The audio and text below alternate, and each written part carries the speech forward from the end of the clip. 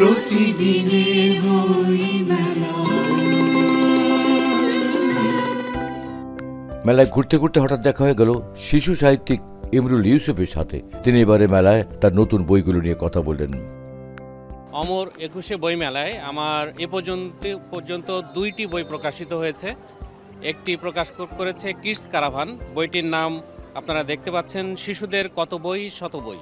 এই বইটার মূল বিষয় হলো, বিভিন্ন সময়ে আমি বিভিন্ন পত্রপত্রিকায় শিশুদের নিয়ে বিভিন্ন লেখকের বইয়ের আলোচনা করেছি। সেই আলোচনাগুলো যেখানে যেখানে ছাপা হয়েছিল সেগুলো এক জায়গায় করে মলাটবন্দি করা হয়েছে। এখানে ১০৮ জন লেখকের বই এখানে স্থান পেয়েছে। এই বইটি প্রকাশ করেছে কিডস কারাভান। এবং আমার আরেকটি বই প্রকাশ করেছে পাঞ্জেরি।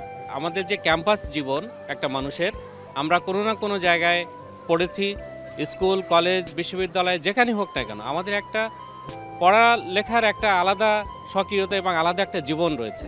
এই জীবনের যে ছোট ছোট যে ঘটনা, যে অভিজ্ঞতা, যে আমাদের বিভিন্ন ধরনের যে ঘটনাগুলো ঘটছে, সেইগুলো নিয়ে ১২৫টি ছড়া এর মধ্যে রয়েছে। বইটির নাম ক্যাম্পাস অনুকাব্য।